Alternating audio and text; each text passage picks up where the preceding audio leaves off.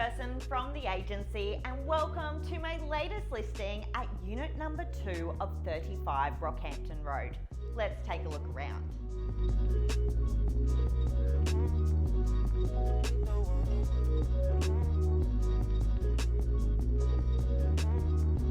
Conveniently located with low body corporate fees and a boutique complex with only 8 units, I love the master suite with Juliet balcony of this recently refurbished property. And if the inside wasn't impressive enough, you're gonna absolutely love the private outdoor entertaining and fully fenced yard.